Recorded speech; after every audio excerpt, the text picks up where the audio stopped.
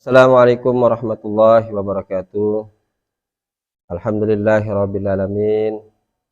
Wassalatu wassalamu ala sayyidil mursalin sayyidina wa habibina wa maulana Muhammadin wa ala alihi wa sahbihi ajmain, amma ba'du. Subhanaka la ilma lana illa ma 'allamtana innaka antal alimul hakim. Rabbi shrah li sadri wa yassir li amri wahlul 'uqdatam min lisani yafqahu qawli. Wala haula wala quwwata illa billahil aliyyil azim. Jamaah channel Al-Mu'awana yang dirahmati Allah Subhanahu wa taala. Alhamdulillah, kita terlebih dahulu selalu memanjatkan rasa syukur kita kepada Allah Subhanahu wa taala yang telah memberikan umur kita yang panjang sehingga kita diberikan kesehatan juga di bulan Ramadan. Ini adalah satu nikmat yang sangat luar biasa yang harus kita syukuri, dan mudah-mudahan kita diberikan umur dan kesehatan di bulan Ramadan ini mampu kita melakukan dari aktivitas ibadah untuk menambah pundi-pundi amal kita bekal di hari kelak nanti di yaumil akhirah. Amin amin ya rabbal alamin. Salawat dan salam tak lupa pula kita haturkan terhadap junjungan alam Nabi besar kita Muhammad sallallahu alaihi wasallam bersama keluarga dan para sahabatnya. Moga-moga kita kelak nanti di yaumil qiyamah menjadi umat yang mengikuti beliau dari dunia sampai akhirat. Amin amin ya rabbal alamin. Jamaah yang dirahmati Allah Subhanahu wa taala, dalam sesi saat ini kita melanjutkan daripada pembahasan puasa, yaitu adalah membahas sampai hal-hal yang membatalkan puasa. Daripada pembahasan sebelumnya, yaitu membahas tentang fardu puasa. Lalu yang membatalkan puasa sendiri, walladzi yuftiru bihi shaim asyratu asya'a. Yang membatalkan orang berpuasa itu ada 10. Karena di dalam puasa ini sendiri ada 2 hal. Ada yang membatalkan puasa, otomatis pahalanya pun juga batal. Tetapi ada yang batal pahalanya saja, puasanya tidak batal tetapi pahalanya yang batal. Dan ini yang digolongkan dalam hadis Rasulullah sallallahu alaihi wasallam, kam shaimin laisa lahul jaza ilal ju'i wal atas. Bahwasanya banyak orang yang berpuasa tidak memperoleh apa-apa kecuali hanya haus dan lapar. Inilah yang secara ibadah puasanya tidak batal, tetapi pahala puasanya yang batal. Jamaah yang dirahmati Allah Subhanahu wa taala, sehingga dalam pertemuan saat ini kita akan membahas terlebih dahulu, yaitu yang membatalkan daripada puasa dan pahalanya. Pertama adalah ahaduha wasaniha ma wasala amdan ila jawfil muftahi.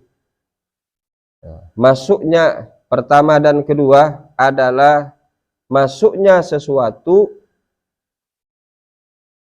ke dalam dari rongga-rongga yang terbuka secara sengaja. Au ghairil maftuh, atau dari rongga yang tidak terbuka kelihatannya, tetapi ia bisa masuk. Contohnya ilar roksi, dari atas kepala kita ini. Jadi ubun-ubun kepala kita ini termasuk terbuka. Walaupun secara zahir tidak terbukanya seperti hidung, seperti telinga, seperti mulut, atau kubul dan dubur. Tetapi kepala kita ini termasuk tergolong daripada terbuka. Sehingga kalau kita meletakkan sesuatu yang mencair di atas kepala kita, maka itu akan membatalkan puasa.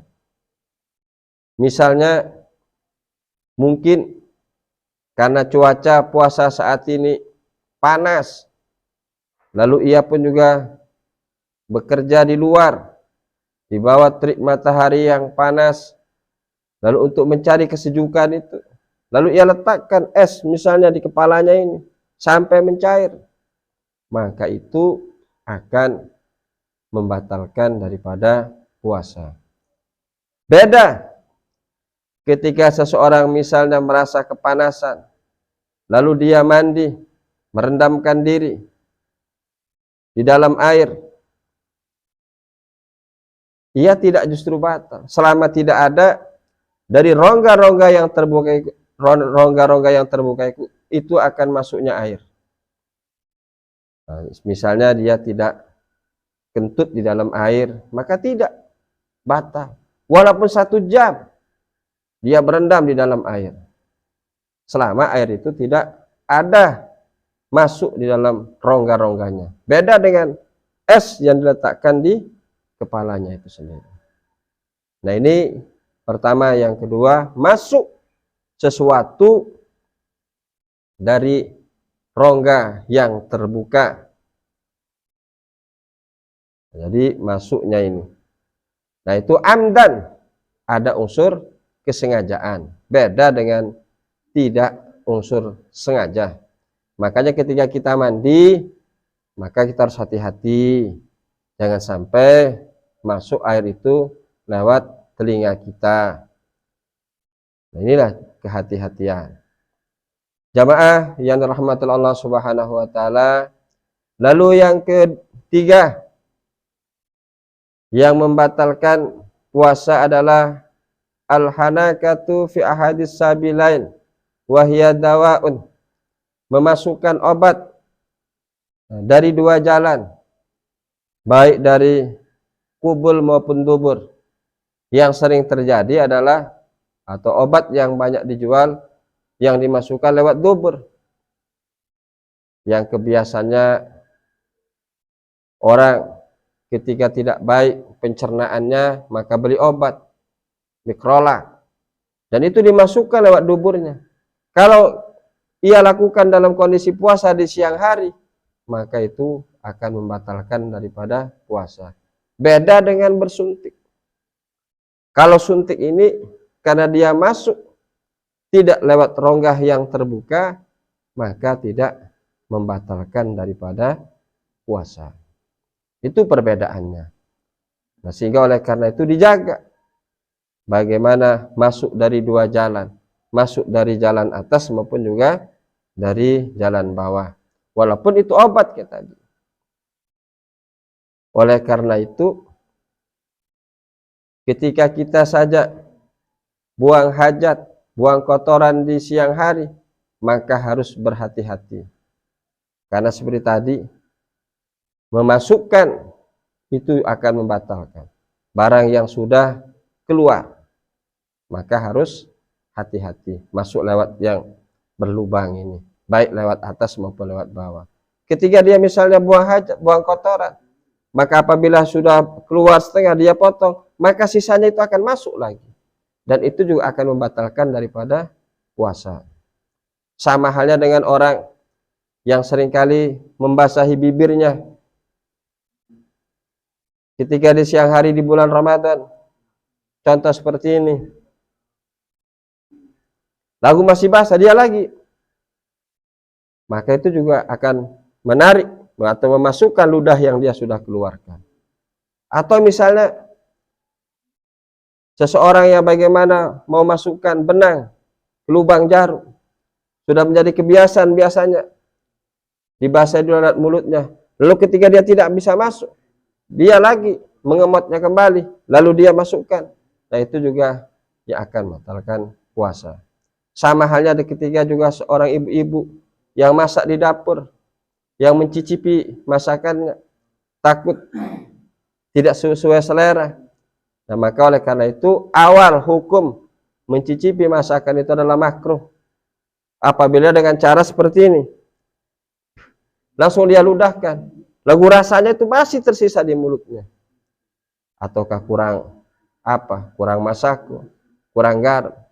Tetapi kalau dia caranya seperti ini, setelah lama dia ludahkan, maka itu akan membatalkan daripada puasanya.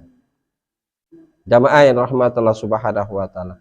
Nah inilah harus bagaimana kehati-hatian dari hal-hal yang membatalkan daripada puasa itu sendiri. Jamaah yang rahmatullah subhanahu wa ta'ala. Lalu yang keempat itu adalah al-qayu amdan, mutah secara sengaja. Seperti pembahasan sebelumnya di fardu puasa, kita menjaga dari mutah, karena mutah secara sengaja itu juga akan membatalkan, memasukkan batal, mengeluarkan batal. Contoh, misalnya di bulan Ramadan, dia nunggu waktu berbuka, duduk di depan rumahnya sambil melamun. Kebetulan belum ada untuk beli baju lebaran. Seseorang itu lalu duduk di depan rumahnya sambil terengah-engah mulutnya. Lalu tiba-tiba entah datang dari mana seekor lalat masuk ke mulutnya itu, masuk ke dalam. Nah, masuknya lalat itu tidak sengaja, tidak membatalkan daripada puasa. Tetapi karena mungkin terasa jijik atau akan sakit misalnya, lalu ia keluarkan seekor lalat yang sudah masuk itu.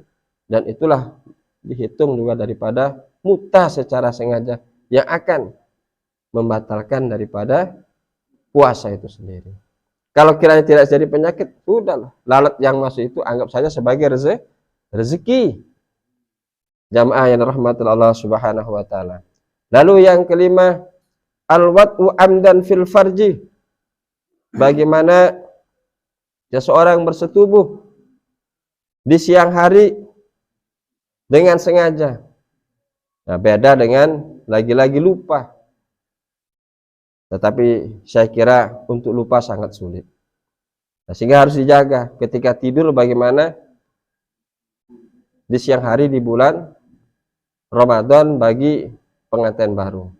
Khawatir nanti tidak bisa menjaga daripada gairah birahinya. Lalu terjadilah bersetubuh yang akan membatalkan puasa yang sangat berat sekali untuk mengkodoknya sampai puasa 2 bulan berturut-turut.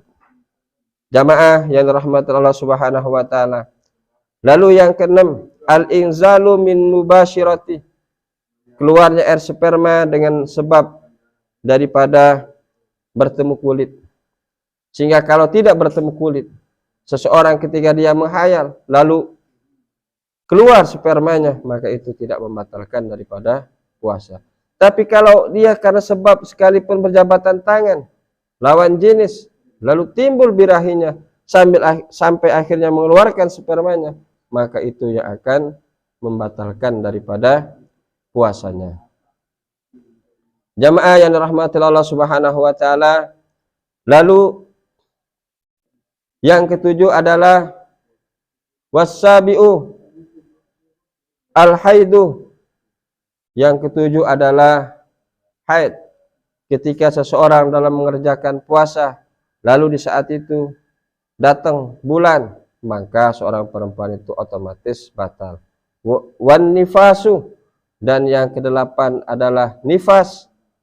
Wal jununu waridatu, dan yang ke-9 adalah gila. Jadi kalau misalnya orang punya penyakit gilanya ini kumat-kumatan, ketika dia tidak gila, dia puasa. Di tengah-tengah, di siang hari, dohor, dia terus kumat gilanya, maka itu akan membatalkan daripada puasanya. Waridatu, dan yang ke-10 murtad, naudzubillah, tsumma naudzubillah. Jamaah yang rahmatullah subhanahu wa ta'ala. Inilah yang batal puasa dan juga membatalkan daripada pahala puasa. Lalu seperti tadi di awal saya sampaikan, bahwa ada yang puasanya tidak batal, tetapi pahalanya yang batal. Nah, ini dikutip dari hadis Rasulullah sallallahu alaihi wasallam, khamsatu asya'a tuhbitus shaum, bahwa 5 perkara yang akan membatalkan puasa, tubtilu saubahu, artinya membatalkan pahala puasa, bukan puasanya tetapi pahala puasanya yang akan batal. Pertama, al-kadzabu, yaitu berbohong. Jadi ketika kita melakukan berbohong di bulan Ramadan, sekalipun itu menghibur anak-anak, maka tetap itu akan membatalkan pahala puasa. Maka jagalah daripada berbohong di bulan Ramadan ini. Karena di akhir-akhir ini orang berbohong tidak menganggap satu kesalahan, sesuatu hal yang biasa, sehingga menjadi sudah kebiasaan dan dia tidak sadari bahwa ia lakukan di bulan Ramadan itu, kebohongan itu akan membatalkan daripada pahala puasa. Sekalipun seperti tadi menghibur anaknya, menghibur anak-anak supaya dia berhenti menangis, tetap saja itu akan membatalkan pahala puasa. Karena sesuatu yang tidak mendidik ketika kita berbohong kepada anak-anak, bahkan akan berdampak seolah-olah berbohong itu menjadi sesuatu yang dibolehkan. Jamaah yang rahmatullah subhanahu wa ta'ala, seringkali kita tidak sadar bagaimana mengajarkan kepada anak-anak sesuatu yang kita anggap hal yang biasa tetapi membawa dampak yang sangat buruk. Contohnya saja seperti ketika anak-anak itu jalan atau lari lalu ia jatuh. Apa yang kadang-kadang orang tua bilang saat itu? Kadangnya ada kodok lewat, atau dia misalnya yang bikin jatuh itu kodok, sehingga disuruh menginjak tanah itu karena di situ yang membuat dia jatuh. Dan ini mengajarkan satu dendam dan sering mengkambing hitamkan sesuatu yang lain. Nah, sehingga akhirnya sang anak itu tumbuh besar menjadi pendendam dan juga seringkali mengkambing hitamkan orang. Sesuatu hal yang kita anggap yang remeh, sesuatu yang biasa, tetapi itu menularkan sesuatu yang sangat tidak baik ke depannya. Sama halnya dengan berbohong ini. Sehingga pantas ulama sekalipun berbohong untuk menghibur anak di bulan Ramadan itu tidak dibolehkan. Jamaah yang rahmatullah subhanahu wa ta'ala. Lalu yang kedua adalah al-ghibah. Begibah, membicarakan orang lain, mengguncing orang lain, itu juga akan membatalkan dari pahala puasa. Bahkan Rasulullah sallallahu alaihi wasallam, bagaimana beliau dalam sebuah hadis beliau sampaikan bahwa as-shaumu junnatun, bahwa puasa itu adalah benteng. Junnah, perisai, benteng dari apa? Dari api neraka. Malam yaghdab, selama orang itu tidak bergibah. Jadi dari lisan ini saja sudah, 1 berbohong, 2 bergibah, wa namimah dan mengadu domba, wa yaminul gumus dan juga bagaimana dia bersumpah palsu, wa nadru bisyahwah dan akan melihat sesuatu dengan syahwat. Jadi berapa dari mulut saja yang membatalkan pahala puasa? Berbohong, bergibah, mengadu domba, bersumpah palsu, dan bahkan melihat sesuatu dengan syahwat atau sesuatu yang membuat dirinya menimbulkan hawa nafsu, itu yang akan membatalkan puasa. Jamaah yang rahmatul Allah subhanahu wa ta'ala. Jadi dari mulut 4, baru yang kedua dari mata hanya 1 melihat. Lalu yang ketiga kaful adza, kaful udhuni an istima'i kulli makruh. Yang akan membatalkan puasa adalah bagaimana juga ketika kita saat itu tidak menjaga telinga, sehingga kita harus bagaimana menjaga telinga supaya kita tidak membatalkan atau tidak batal daripada puasa. Lalu kita juga bagaimana harus menjaga anggota badan, perut, dari sesuatu makanan yang tidak baik. Lebih-lebih ketika kita menjelang berbuka, jangan sampai kita lalu di saat berbuka makan yang berlebih-lebihan, yang pada akhirnya justru di saat itu kita akan memakan, jatuh pada makanan yang haram, sekalipun itu halal, tetapi karena makan yang berlebih-lebihan, mengisi perut yang berlebih-lebihan, maka itu akan menyebabkan daripada makanan yang haram. Jamaah yang rahmati Allah Subhanahu wa taala. Mudah-mudahan kita terlindungi daripada hal-hal yang membatalkan puasa dan juga dari hal-hal yang akan membatalkan pahala puasa, sehingga kita beribadah puasa akan berdampak membawa semakin ketakwaan kita semakin tinggi atau semakin dekat dengan Allah Subhanahu wa taala dengan menjalankan ibadah puasa ini. Bukankah tujuan ibadah puasa ini untuk menambah ketakwaan kita kepada Allah Subhanahu wa taala? Sehingga mudah-mudahan apa yang saya sampaikan membawa manfaat dan kita bisa mengamalkannya, sehingga kita tergolong orang-orang yang berpuasa yang secara imanan wa ihtisaban. Akhirul kalam, wallahu a'lam bishawab, wabillahi taufiq wal hidayah. Wassalamualaikum warahmatullahi wabarakatuh.